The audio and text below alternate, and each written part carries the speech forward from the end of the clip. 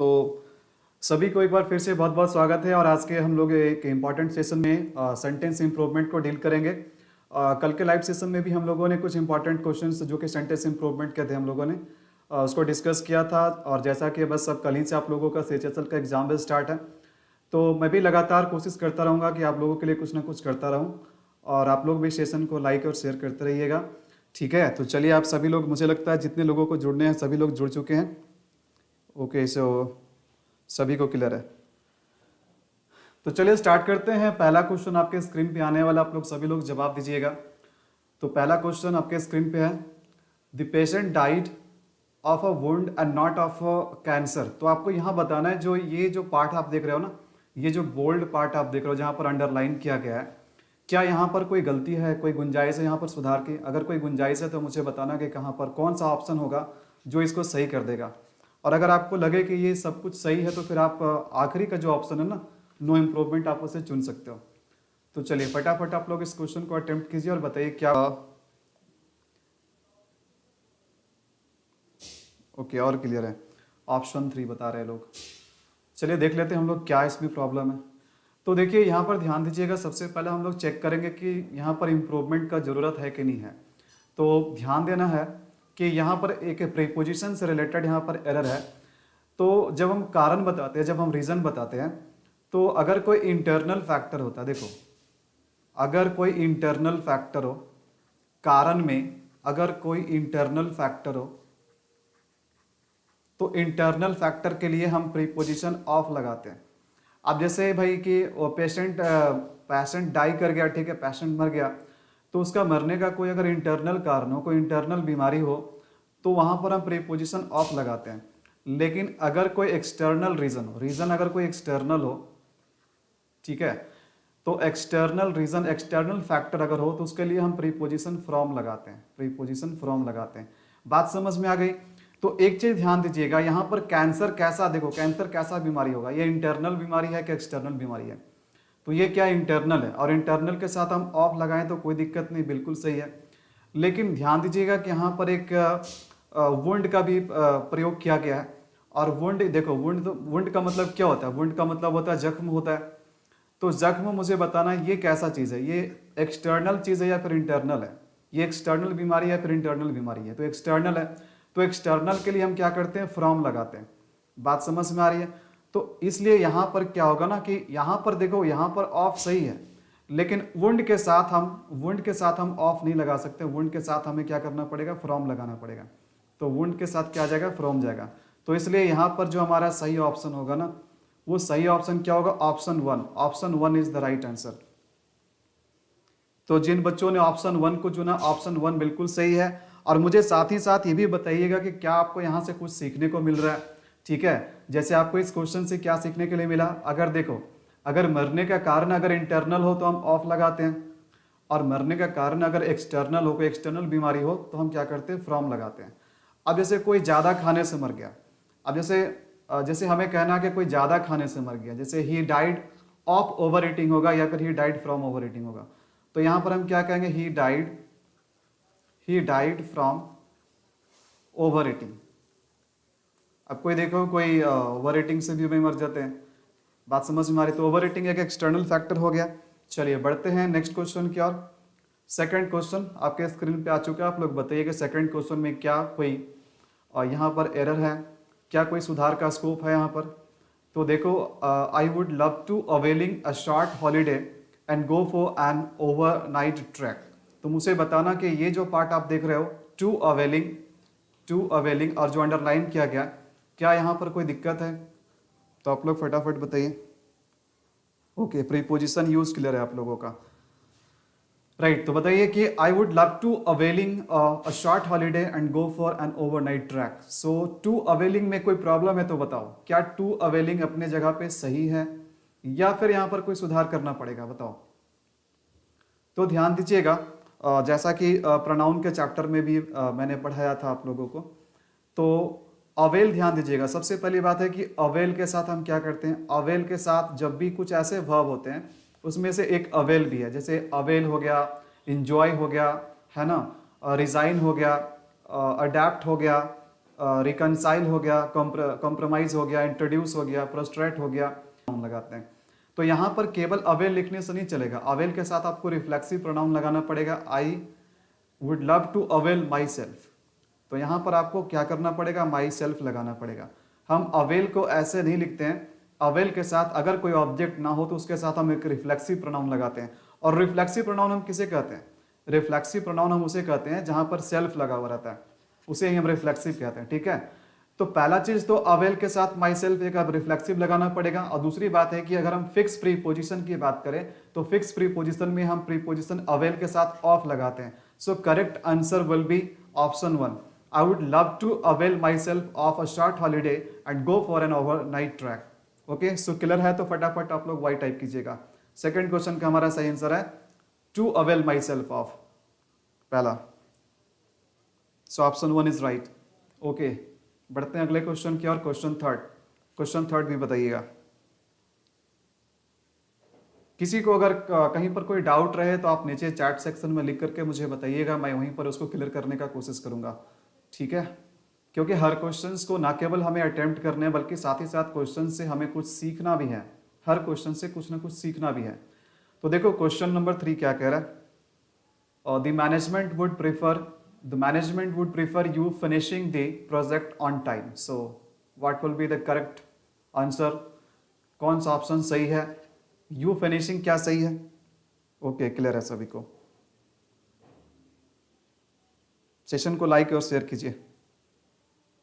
Okay great, सभी लोग बहुत अच्छा एफर्ट लगा रहे हैं, सबका फटाफट आप लोग आंसर कीजिए, सभी का बहुत अच्छा एफर्ट लग रहा है।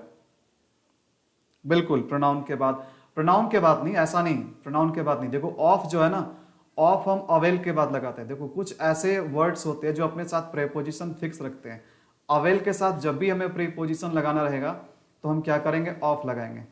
और एक बात और ध्यान दीजिएगा कि अवेल के साथ अगर कोई ऑब्जेक्ट ना हो तो डायरेक्टली ऑफ मत लगाना, पहले इसके साथ एक रिफ्लेक्सिव लगाना, और उसके बाद ही ऑफ लगाना, तब ये सही होगा। ठीक है, सो क्वेश्चन नंबर 3 में देखो क्या यू फिनिशिंग सही है। चलिए आप लोग बताइए, कुछ के ऑप्शन 2 आ रहा है आंसर में, और कोई है? चलिए तो ध्यान दीजिएगा, यहां पर the management would prefer you. देखो यहां तक तो सही है, यहां तक तो सेंटेंस का स्ट्रक्चर में कोई प्रॉब्लम नहीं है। द मैनेजमेंट वुड प्रीफर, लेकिन उसके बाद प्रीफर क्या, मैनेजमेंट क्या प्रीफर करना चाहेंगे, मैनेजमेंट वुड प्रीफर यू, या फिर आपका कोई प्रोजेक्ट को फिनिश करना, आपका कोई प्रोजेक्ट को टाइम पर फिनिश करना। तो मैनेजमेंट डायरेक्टली आपको प्रीफर नहीं करेंगे, बल्कि आपका किसी प्रोजेक्ट को टाइम पर कंप्लीट करना, टाइम पर फिनिश करना को प्रेफर करेंगे, उसको पसंद करेंगे, राइट। लेकिन उस हिसाब से यहाँ पर स्ट्रक्चर सही नहीं बन रहा है, तो यहाँ पर सुधार का तो जरूरत है, इंप्रूवमेंट हमें करना पड़ेगा। लेकिन इंप्रूवमेंट में क्या होगा, सही ध्यान देना। The management would prefer that you finish, क्या ये हो सकता है। The management would prefer you had finished, क्या ये सेकंड हो सकता है। The management would prefer that you could finish, देखो the management would prefer, management आप चाहेंगे कि आप काम को समय पे कंप्लीट कर दो। ठीक है, तो चाहेंगे तो ये कैसा बात हो गया, ये बात हो गया प्रेजेंट का या फिर फ्यूचर का, पास्ट को तो नहीं हो सकता है, तो हैड लगाने का कोई मतलब नहीं, ऑप्शन 2 खत्म। यहाँ भी देखो कैन का पास्ट कोड लिख दिया, ये भी खत्म, यहाँ से भी कोई गुंजाइश नहीं है यहाँ पर हम कि इस ऑप्शन का हम यूज कर सके। सही हमारा हो जाएगा मैनेजमेंट वुड प्रीफर दैट, मतलब मैनेजमेंट प्रीफर करना चाहेंगे कि, मैनेजमेंट पसंद करना चाहेंगे कि, और की के लिए हम क्या करते हैं, दैट लगाते हैं, और दैट के बाद हम एक नया सेंटेंस फिर लिखते हैं, the management would prefer that you finish the project on time. बात समझ में आ रही है। सो क्वेश्चन नंबर 3 का जो हमारा आंसर होगा ना, option 1 is the right answer, option 1 is the right answer. कौन कौन बोल रहा है कि 3 that you could finish the work on time, ऐसा कुछ भी नहीं हो सकता है। ध्यान दीजिएगा सेंटेंस का सेंस क्या है, वुड प्रीफर करना, ठीक है, प्रेफर करना चाहेंगे, ठीक है, कि आप इस प्रोजेक्ट को समय से फिनिश कर दो। कुड हम तब लगाते हैं जब हम कहीं पर कोई डाउट बताने का कोशिश करते हैं, तब कहीं पर अगर हम कोई पॉसिबिलिटी बताने का कोशिश करते हैं या डाउट बताने के लिए कोशिश करते हैं, तभी मोडल वर्ब हम कुड लगाते हैं। लेकिन यहाँ कोई डाउट और कोई हम पॉसिबिलिटी या कोई पास्ट की घटना नहीं बता रहे, यहाँ पर बताया जा रहा है कि मैनेजमेंट ऐसा पसंद करेंगे कि प्रोजेक्ट को समय पर फिनिश किया जाए, राइट। तो इसलिए यहाँ का जो सेंटेंस हमारा होगा ना, वो केवल प्रेजेंट इंडेफिनिट टेंस में होगा, सब्जेक्ट यू के बाद अब सब्जेक्ट देखो यू के बाद आप V1 लगाओ, यू के बाद आप V1 लगाओ, तब ये सही होगा। इसीलिए हमारा सही आंसर हो जाएगा ऑप्शन 1। बढ़ते हैं अगले क्वेश्चन की ओर। क्लियर है तो वाई टाइप कीजिए। ओके, सो क्वेश्चन नंबर 4 आ गया है आपके स्क्रीन पे। I couldn't help but had to cry at his sad story. So had to cry में कोई सुधार है क्या, कोई इंप्रूवमेंट है क्या?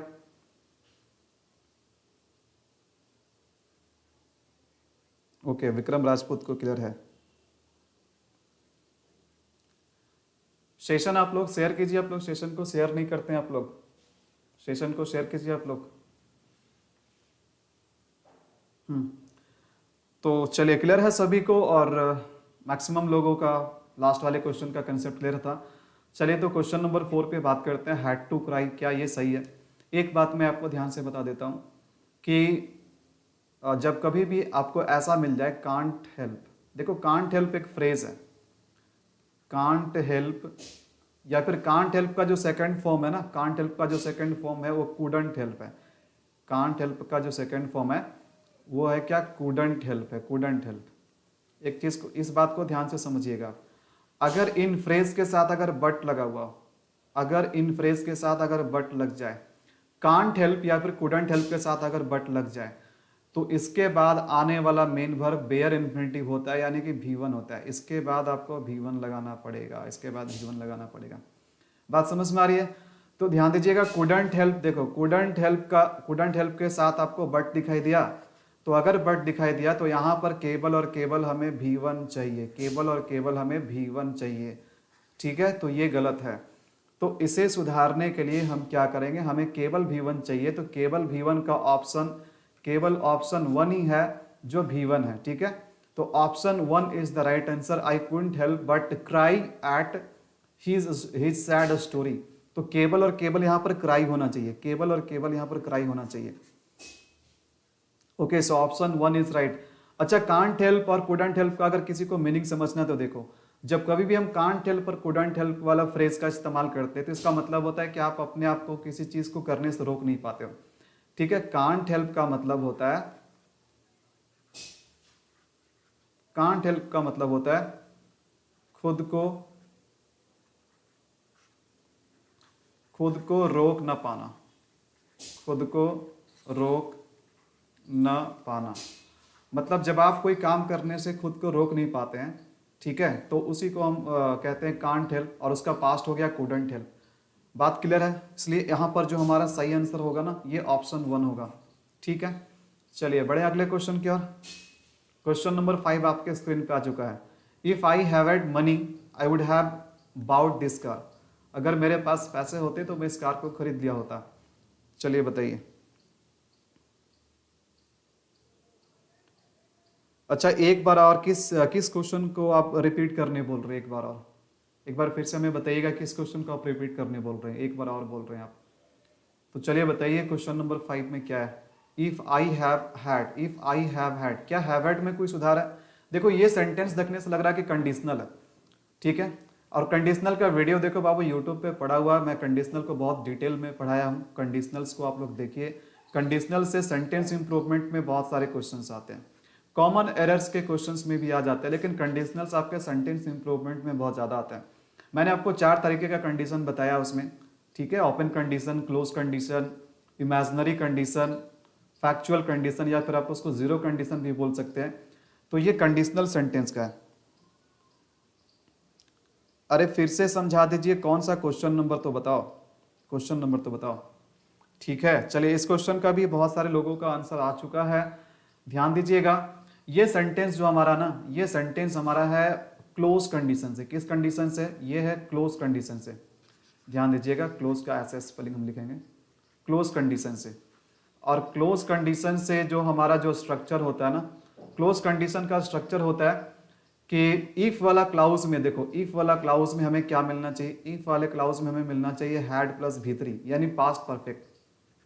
और जो हमारा मेन क्लाउज होता है जिसमें इफ नहीं होता, यानी कॉमा के बाद वाला सेंटेंस होता है, उसमें वुड चाहिए, वुड के साथ हैव चाहिए, और हैव के साथ V3 चाहिए। ठीक है, तो इसको हम बोलते हैं क्लोज कंडीशन। क्लोज कंडीशन हम वैसे पास्ट के कंडीशन के बारे में बात करते हैं जो हम करना चाहते थे लेकिन वो चीज़ हो नहीं पाया।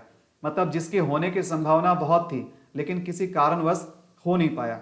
अगर वह मेरे पास आता तो मैं उसकी मदद करता, अगर वह पढ़ा होता तो परीक्षा पास कर गया होता। ये सारी बातें पास्ट की बात है कि नहीं है, लेकिन पास्ट की कैसी बात है, जिसकी पॉसिबिलिटी बहुत हाई थी लेकिन किसी वजह से वो काम पूरा नहीं हो पाया, काम क्लोज होकर के रह गया। बात समझ में आ रही है? तो क्लोज कंडीशन में हमें चाहिए हैड प्लस V3, और हैड प्लस V3, ध्यान देना, हैड प्लस V3 चाहिए हमें। तो सबसे पहले हमें सेंटेंस में देखना पड़ेगा कि हमारा मेन वर्ब क्या है। तो सबसे पहले ध्यान दीजिएगा, हैड तो हम दे देंगे, हैड तो हम हेल्पिंग वर्ब के रूप में दे देंगे, और अब हमें चाहिए V3, और V3 के रूप में देखो मनी तो हमारा वर्ब नहीं है, फिर से हमारा वर्ब क्या है, वर्ब हमारा हैड है, तो यानी कि हैव ही हमारा मेन वर्ब है, तो हैव का फिर V3 क्या हो जाएगा, हैड हो जाएगा। तो इस कारण से इस सेंटेंस में जो यहाँ पर जो बोल्डन पार्ट है, इस पार्ट के जगह पे हैव हैड के जगह पे डबल हैड होनी चाहिए, यानी ऑप्शन 3 सही है। ऑप्शन 3 यहाँ पर बिल्कुल सही है, ठीक है। If I had had money I would have bought this car. हालांकि आप लोगों को डबल हैड सुनने में बहुत सारे लोगों का जी मिचला रहा होगा, ठीक है, किसी को ऐसा मतलब डाइजेस्ट नहीं हो रहा होगा कि भाई डबल हेड एक साथ कैसे आ गया। तो बिल्कुल रूल के हिसाब से डबल हेड आ सकता है। तो डबल हेड में देखो क्या है, डबल हेड में क्या, एक हेड जो है ना, एक हेड हमारा हेल्पिंग वर्ब है, और एक जो हमारा हेड इसके साथ लगा हुआ है ये हमारा मेन वर्ब है, मतलब मेन वर्ब का यानी हैव का V3 है, ये हैव का V3 है। जैसे पास्ट परफेक्ट में हमें क्या चाहिए, हैड प्लस V3 चाहिए, तो इसलिए क्या ये हेल्पिंग वर्ब है और ये हमारा मेन वर्ब है, क्योंकि सेंटेंस में दूसरा कोई मेन वर्ब है ही नहीं, तो हैड ही हमारा मेन वर्ब बनेगा। बात समझ में आ रही है? चलिए, so option 3 is the right answer. Next question की ओर बढ़ते हैं। अगला क्वेश्चन आपके स्क्रीन पे आ चुका है, बहुत ही इंटरेस्टिंग और बहुत ही मजेदार क्वेश्चन है, ठीक है। तो चलिए इसको सॉल्व करके बताइए। As soon as I saw the ferocious dog then I run away, ठीक है। फेरोशियस का मतलब होता है खूंखार होता है ना। तो बताइए, जैसे ही मैंने खूंखार डॉग को देखा, जो मतलब बहुत एग्रेसिव हो, जो अटैक करने के लिए हमेशा रेडी रहे, उसी को फेरोशियस बोलते हैं हम लोग। तो जैसे मैंने उस फेरोशियस डॉग को देखा, मैं वहां से मतलब दौड़कर भाग गया। So as soon as I saw the ferocious dog then I run away. तो यहां पर जो एज सुन एज है, क्या यहां पर सुधार की कोई गुंजाइश है? चलिए फटाफट आप लोग बताइए।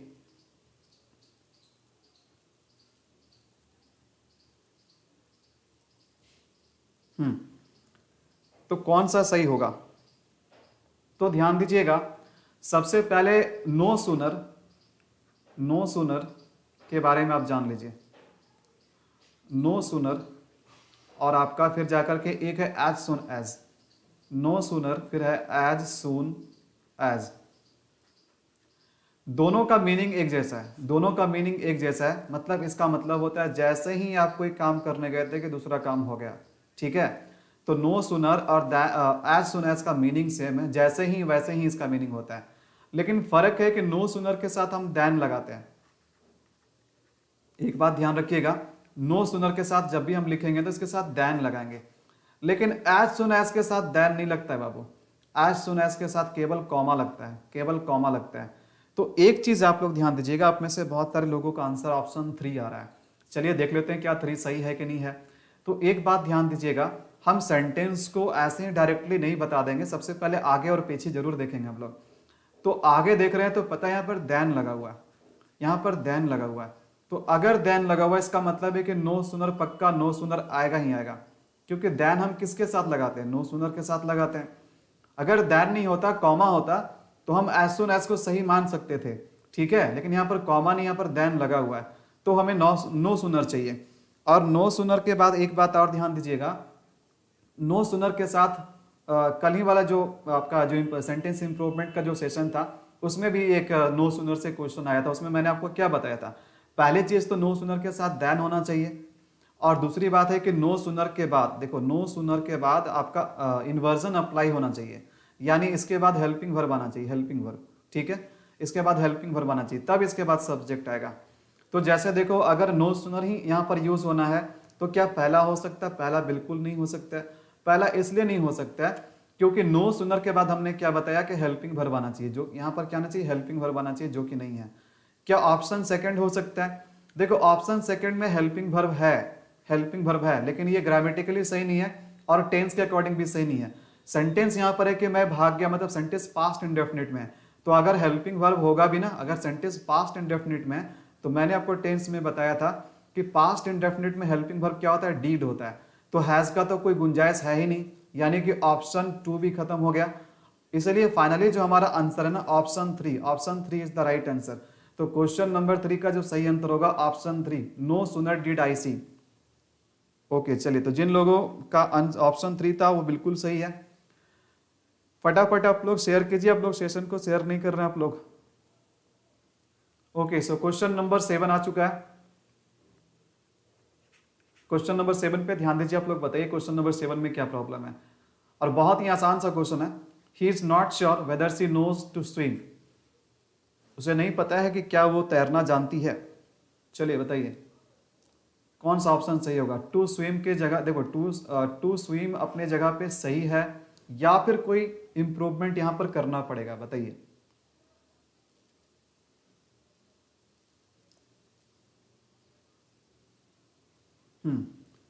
He is not sure whether she knows to swim, तो यहां पर क्या हो जाएगा, how she can swim, how can she swim, how to swim, या no improvement. Option 3। Okay right, so आप में से बहुत सारे लोगों के आंसर आ रहे हैं ऑप्शन 3। चलिए देख लेते हैं क्या है यहाँ पर। तो एक बात ध्यान दीजिएगा, कभी भी अगर आपको वर्ब नो मिलेगा, वर्ब नो मिलेगा, या फिर वर्ब मिलेगा लर्न, और इसके बाद देखो, इसके बाद हम कोई वर्ब लाते हैं, इन्फिनेटिव लाते हैं, ठीक है। इसके बाद हम कोई इन्फिनेटिव लाते हैं। इन्फिनेटिव किसको बोलते हैं, 2+V1 को बोलते हैं। 2+V1 को इन्फिनेटिव बोलते हैं। तो ध्यान रखिएगा, लर्न और नो के साथ अगर इन्फिनेटिव लगाओगे तो ऐसे नहीं लगाओगे, एक एडवर्ब लगाओगे, और एडवर्ब के रूप में क्या लगाओगे, हाउ लगाओगे, ठीक है। तो हाउ लगाना बहुत जरूरी है, क्योंकि हाउ हमारा क्या बताता है, हाउ हमारा मेथड बताता है कि काम कैसे होता है, राइट। तो यहाँ पर क्या करना पड़ेगा, हाउ लगाना पड़ेगा। जैसे मैं कार चलाना सीखता हूँ, I learn how to drive a car, ठीक है। अच्छा, मुझे कार चलाना आता है, I know how to drive a car. तो यहाँ पर लर्न के बाद या नो के बाद या लर्न के बाद अगर इन्फिनेटिव आए ना, तो यहाँ पर आपको हाउ लगाना पड़ेगा। बात समझ में आ रही? सर 6 वाला समझ में नहीं आया कॉन्सेप्ट, नंबर नो सुनर वाला। ठीक है, नो सुनर को मैं एक बार फिर से रिवाइज करवा दूंगा, नो सुनर को मैं फिर से करवा दूंगा, ठीक है। ओके, और देखो बाबू, इसका मैं कुछ नहीं कह सकता हूँ, ये तो गवर्नमेंट के ऑर्डर पे है, गवर्नमेंट कब अप्रूवल देता है, कब क्लासेस खुलेंगी। जैसे ही गवर्नमेंट का अप्रूवल आता है, क्लासेस एज यूजुअल स्टार्ट हो जाएगी। ओके राइट, तो देखिए यहाँ पर तो हाउ लगाना पड़ेगा यहाँ पर। तो इसलिए हमारा देखो सही सेंटेंस क्या होगा, हाउ के साथ ध्यान देना कि नो तो लगा हुआ है, लेकिन हाउ के बाद हमें क्या करना है, हाउ के बाद हमें इन्फिनेटिव लगाना है। इन्फिनेटिव यानी 2+V1, यानी how to swim, how to swim. तो हाउ टू स्विम होना चाहिए। तो ऑप्शन 1 तो खत्म हो गया, क्योंकि फिर से सब्जेक्ट और कैन लगाने का कोई मतलब नहीं बनता है। ऑप्शन 2 भी खत्म, ठीक है। और ये शायद दोनों ही ऑप्शन शायद सेम रिपीट हो रहा है, बस कैन आगे पीछे, कैन को आगे पीछे किया गया। सो फाइनली ऑप्शन 3 हमारा सही होगा।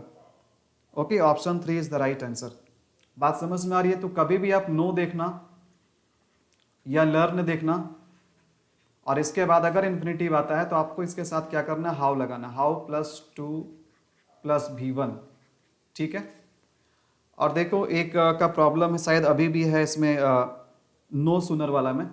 तो नो सुनर के साथ हमेशा 2 बातें याद रखना, ध्यान देना, फिर से समझ लो। नो सुनर के साथ हमेशा ध्यान देना, कभी भी नो सुनर आपको दिखाई दे तो नो सुनर के साथ पहली बात यह है कि इसके साथ देन लगना चाहिए, इसके साथ देन लगना चाहिए। और दूसरी बात यह है कि नो सुनर के बाद, नो सुनर के बाद इसके बाद हेल्पिंग वर्ब में देखो, ये जब भी हम नो सुनर का प्रयोग करते हैं तो सेंटेंस का जो टेंस होता है ना, वो पास्ट इंडेफिनिट होता है। तो नो सुनर के ठीक बाद सब्जेक्ट नहीं आना चाहिए, पहले डीड आना चाहिए, उसके बाद सब्जेक्ट आना चाहिए। लेकिन अक्सर करते हैं क्या, एग्जामिनर क्या करते हैं कि सब्जेक्ट को पहले लगा देते हैं और हेल्पिंग वर्ब देते ही नहीं है। तो आपको नो सुनर के साथ 2 बातें याद रखनी है, पहला तो देन लगाना है इसके साथ, दूसरा बात है कि इसके साथ नो सुनर के बाद सब्जेक्ट पहले नहीं, पहले डीड आना चाहिए और तब सब्जेक्ट आएगा। तो ये 2 बात अगर आप समझ गए तो नो सुनर से आने वाला क्वेश्चन आपसे कभी गलत नहीं होगा। क्लियर है? तो वाई टाइप कीजिए आप लोग। चलिए बढ़ेंगे अगले क्वेश्चन की और। Question number 8, the greater the demand higher the price. और ये बहुत बार एसएससी के एग्जाम में पूछा गया है, एमटीएस में भी पूछा गया है, सीजीएल में भी पूछा गया, सीएचएसएल में भी पूछा गया। ठीक है, लगभग एसएससी के हर एग्जाम में पूछा गया जहां पर इंग्लिश पूछा जाता है। तो बहुत ही इंटरेस्टिंग है, बहुत ही इंटरेस्टिंग क्वेश्चन है और बहुत ही सिंपल सा क्वेश्चन है। यहाँ पर हम पैरेलल इंक्रीज या डिक्रीज के बारे में बात करेंगे। ठीक है, तो पैरेलल इंक्रीज और डिक्रीज क्या होता है इस क्वेश्चन में मैं आप लोगों को बताऊंगा। ओके, सो क्लियर है आप सभी को ना? राइट, तो बताइए कि यहाँ पर कोई दिक्कत है क्या? The greater the demand higher the price, मतलब बोलने का मतलब क्या? ये इकोनॉमिक का भी एक सेंटेंस हम कह सकते हैं, है ना? मतलब डिमांड जितना ही ज्यादा रहेगा उतना ही उस वस्तु का कीमत क्या रहेगा? ज्यादा रहेगा। मतलब जिस तरीके से डिमांड बढ़ेगा उस तरीके से क्या होगा? उसका कीमत भी बढ़ेगा। बात समझ में आ रही? जो इकोनॉमिक्स का स्टूडेंट है उसे तो पता ही होगा। ओके, जैसे एक और इस तरीके के बहुत सारे हम लोग सेंटेंस बनाते हैं, अपने स्पीकिंग में भी यूज करते हैं। जैसे जितना ज्यादा मेहनत करोगे उतना ज्यादा सफलता पाओगे, है ना? जैसे जितना ज्यादा सीखोगे उतना ज्यादा कमाओगे।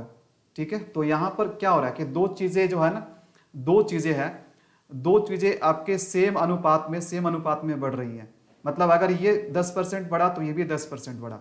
ठीक है, मतलब दो चीजों का जब पैरेलल वे में बढ़ना, एक प्रोपोर्शनल वे में बढ़ना जब होता है ना, प्रोपोर्शनल इंक्रीज या डिक्रीज हम कह सकते हैं। तो वैसे स्थिति में आपको देखो करना क्या है। बहुत सारे लोगों का जो ऑप्शन है ये ऑप्शन 3 है। राइट, आप देखो ऑप्शन 3 आपका सही या गलत है, मैं इसे चेक करता हूं। ध्यान दीजिएगा, तो कभी भी इस तरीके से पैरेलल इंक्रीज या डिक्रीज बताना हो ना, तो एडजेक्टिव या एडवर्ब जो भी रहे उसको हमें सबसे पहले कंपैरेटिव डिग्री में लिखना पड़ता है। सबसे पहले हम क्या करेंगे? उस एडजेक्टिव या एडवर्ब को हम कंपैरेटिव डिग्री में लिखेंगे। पहली बात तो ये हो गया। दूसरी बात है कि इसके पहले दी लगाना बहुत जरूरी है, दी लगाना बहुत मैंडेटरी है, मतलब दी लगाना ही पड़ेगा।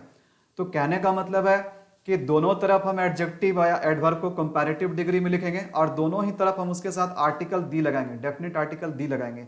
ये बात हमेशा याद रखना। तो देखो ग्रेट से बना ग्रेटर, तो ग्रेटर क्या होगा? कंपैरेटिव डिग्री, है ना? कंपैरेटिव डिग्री हम किसको कहते हैं? जिसमें जनरली ई आर होता है या फिर मोर लगाते हैं।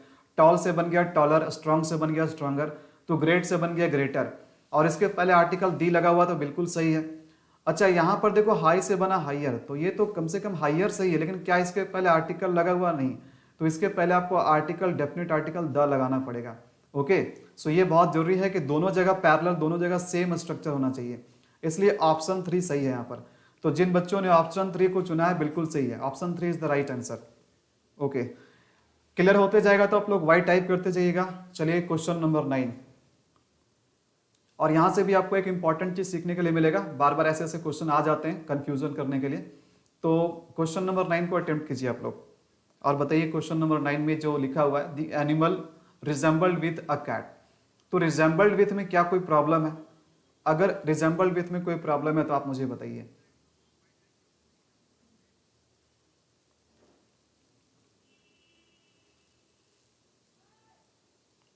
चलिए, सो आप लोगों को क्लियर है। The animal resembled with a cat, तो क्या होगा? क्या इसमें कोई सुधार का जरूरत है? और अगर सुधार का जरूरत है तो क्या होना चाहिए? रिजेंबल्ड होना चाहिए, रिजेंबल्ड बाय होना चाहिए, रिजेंबल्ड टू होना चाहिए, या फिर हम ऑप्शन 4 को चुन सकते हैं। ध्यान से सबसे पहले चेक कीजिए इसमें क्या है। अच्छा, कुछ का ऑप्शन 3 है और कुछ का ऑप्शन 2 है। ऑप्शन 2, ऑप्शन 3, फटाफट फटाफट आप लोग आंसर कीजिए, फटाफट आंसर कीजिए भाई। आप लोग कम कैसे पड़ जा रहे हैं? आप लोग अपना झुंड बढ़ाइए। अच्छा, रिजेंबल विथ का मीनिंग पूछ रहे हैं आप, ठीक है? तो रिजेंबल का मैं केवल रिजेंबल का मीनिंग बताऊंगा, विथ तो आप समझते ही हैं, विथ से कोई मतलब अभी यहां पर नहीं है। देखो रिजेंबल का मतलब क्या होता है? रिजेंबल का मतलब क्या होता है? जब भी हम रिजेंबल बोलते हैं तो रिजेंबल का मतलब क्या होता है? रिजेंबल का मतलब होता है to look alike, to look alike. तो रिजेंबल का मतलब होता है एक जैसा दिखना। जब कोई दो व्यक्ति आपस में एक जैसा दिखता है, ठीक है, तो उसी को हम बोलते हैं रिजेंबल करना। जैसे the son resembles his father, मतलब बेटा जो है ना अपने बाप की तरह दिखता है ना? तो जब दो चीजें एक समान दिखाई देते हैं, दो चीजें आइडेंटिकल होते हैं, एक तरह के दिखाई देते हैं, तो उसी को हम बोलते हैं रिजेंबल होना। ठीक है, रिजेंबल करना। बात समझ में आ रही है? सो मीनिंग अगर क्लियर है तो चलिए बहुत बढ़िया है, राइट। अब ध्यान दीजिएगा, एक बात बहुत ध्यान से सुनिएगा, ये भी आपको प्रीपोजिशन के चैप्टर में शायद पढ़ाया गया होगा कि कुछ ऐसे वर्ब्स होते हैं जो अपने बाद प्रीपोजिशन नहीं लेता। हालांकि हमें लगता है कि प्रीपोजिशन लेना चाहिए, बट वो प्रीपोजिशन नहीं लेता है। और ऐसे वर्ड इसलिए प्रीपोजिशन नहीं लेता है क्योंकि ऐसे वर्ड होते हैं ट्रांजिटिव वर्ब, और ट्रांजिटिव वर्ब के बाद प्रीपोजिशन नहीं आता बाबू। तो बस आप इस चीज को ऐसे समझो कि रिजेंबल के बाद कभी भी कोई प्रीपोजिशन नहीं लगाना है। रिजेंबल के बाद कभी भी कोई प्रीपोजिशन नहीं लगाना। यहां पर मैं लिख देता हूं नो प्रीपोजिशन, कभी भी इसके साथ कोई प्रीपोजिशन नहीं लगाना, नो प्रीपोजिशन। ये बात हमेशा ध्यान रखिएगा, रिजेंबल के साथ कभी भी कोई प्रीपोजिशन नहीं लगाना। केवल और केवल रिजेंबल रहेगा, रिजेंबल के ठीक बाद हम ऑब्जेक्ट लगा सकते हैं, लेकिन विदाउट प्रीपोजिशन। कोई विथ लगाने का जरूरत नहीं है, कोई विथ लगाने का जरूरत नहीं है, कोई बाय लगाने का जरूरत नहीं है, कोई टू लगाने का जरूरत नहीं है। रिजेंबल केवल अकेले यूज होगा। तो इसलिए सही आंसर हो गया option 1। Option 1 is the right answer, ठीक है। सो ऑप्शन 1 यहां पर सही है, 3 नहीं होना चाहिए। देखो मैंने क्या बताया, रिजेंबल के साथ कोई प्रीपोजिशन नहीं आता है। रिजेंबल के साथ ना तो आप टू लगाओगे, ना तो आप बाय लगाओगे, ना तो आप विथ लगाओगे, ठीक है। मतलब कोई प्रीपोजिशन आप लगाओगे ही नहीं लगाओगे। मतलब रिजेंबल एक ट्रांजिटिव वर्ब है, ट्रांजिटिव वर्ब और ऑब्जेक्ट के बीच में कोई प्रीपोजिशन नहीं होता है। बात समझ में आ रही है? तो सेंटेंस हमारा क्या होगा, the animal resembled a cat. तो इस विथ को आप भूल जाओ, इस विथ को आप भूल जाओ, केवल क्या हो जाएगा, the animal resembled a cat. अगर क्लियर है तो वाई टाइप कीजिए। और बढ़ते हैं हम लोग आज का आखिरी क्वेश्चन की ओर। आज के आखिरी क्वेश्चन की ओर बढ़ते हैं, ठीक है। सो क्वेश्चन नंबर 10, क्वेश्चन नंबर 10 का भी आप लोग फटाफट जवाब दीजिए। क्वेश्चन नंबर 10 का फटाफट जवाब दीजिए। Your advice will benefit to me. बहुत ही छोटा सा क्वेश्चन है, आप लोग बताइए क्या होगा यहां पर। और लॉजिक लगाओगे तो बन जाएगा, कोई बहुत बड़ा चीज नहीं है। तो your advice will benefit to me, क्या ये सही है? चलिए बताइए।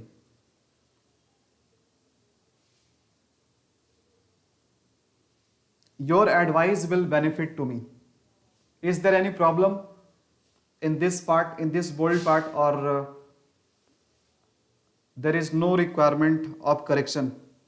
Option 2, option 1. So option 2, option 1, कुछ लोग का option 2 है और किसी का option 1 है। चलिए फटाफट आप लोग बताइए, ये आज का सेशन का हमारा आखिरी क्वेश्चन है। ऑप्शन 2,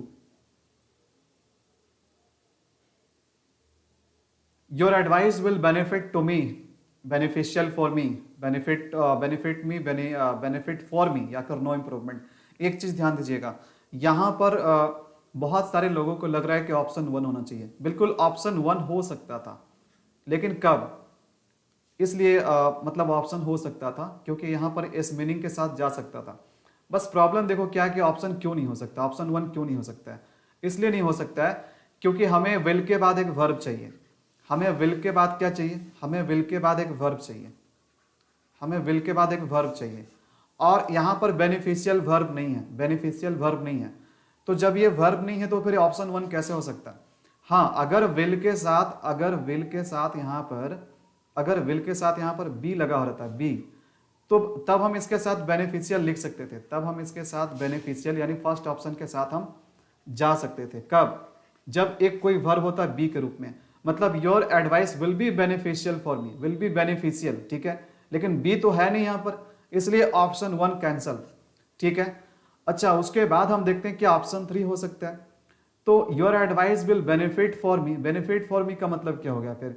बेनिफिट यहां पर ध्यान दीजिएगा, बेनिफिट जब वर्ब है तो एक बात आप हमेशा ध्यान दीजिएगा कि बेनिफिट अगर वर्ब के रूप में यूज हो जाएगा, अगर बेनिफिट वर्ब के रूप में यूज होगा तो अगेन बेनिफिट क्या, ट्रांजिटिव वर्ब है। और बेनिफिट और ऑब्जेक्ट के बीच में, बेनिफिट और ऑब्जेक्ट के बीच में कोई प्रीपोजिशन नहीं आनी चाहिए, कोई प्रीपोजिशन नहीं आनी चाहिए। बेनिफिशियल के साथ प्रीपोजिशन आ सकता है, लेकिन बेनिफिट के बाद प्रीपोजिशन नहीं आ सकता है। बात समझ में आ रही है? तो इसलिए यहां पर प्रीपोजिशन ऑफ का कोई मतलब नहीं है। तो फाइनली जो हमारा सही आंसर होगा ना, ये होगा option 2। Option 2 is the right answer. क्या हो जाएगा? योर एडवाइस विल बेनिफिट मी, मतलब तुम्हारा एडवाइस मुझे बेनिफिट करेगा, यानी बेनिफिट यहां पर क्या हो गया, वर्ब हो गया। यहाँ पर बेनिफिट ही क्या हो गया, वर्ब हो गया। और मैंने आपको बताया कि बेनिफिट एक ट्रांजिटिव वर्ब है और ट्रांजिटिव वर्ब और ऑब्जेक्ट के बीच में कोई प्रीपोजिशन नहीं लगता, तो यहाँ पर टू भी लगाने का कोई जरूरत नहीं है। Option 2 is the right answer. किसी को अगर कोई प्रॉब्लम हो, डाउट हो तो मुझे कमेंट में लिख करके बताइए। ये आज के सेशन का आखिरी क्वेश्चन था।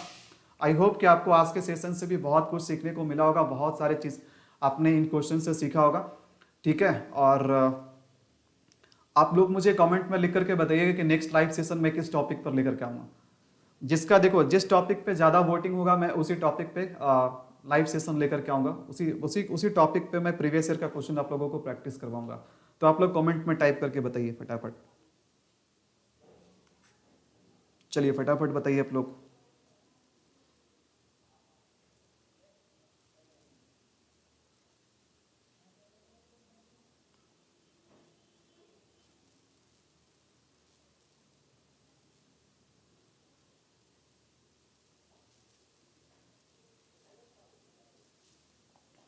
ओके, तो सभी को क्लियर है, किसी को कोई डाउट नहीं? सर मेक इन इंडिया और मेड इन इंडिया में डिफरेंस? मेक इन इंडिया और मेड इन इंडिया देखो इस सेशन में मैं बताऊं कि फिर एक अगला क्वेश्चन मतलब अगले सेशन में बताऊं? ठीक है, मैं क्लियर कर दूंगा। मैं इस क्वेश्चन को टेलीग्राम पे क्लियर कर दूंगा, फिर सेशन फिर बहुत बड़ा हो जाएगा।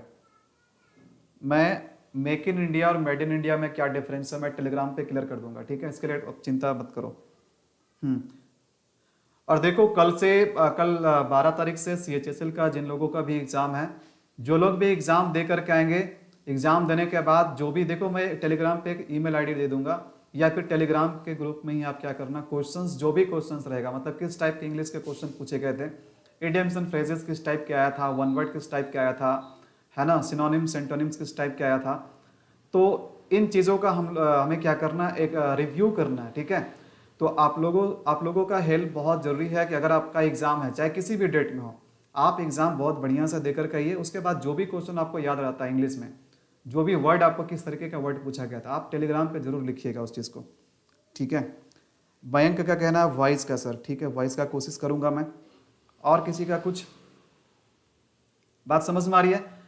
तो कल जिन लोगों का भी एग्ज़ाम है CHSL का, सभी को मेरे तरफ से ऑल द बेस्ट। आप बहुत अच्छा से परफॉर्म कीजिए, ठीक है।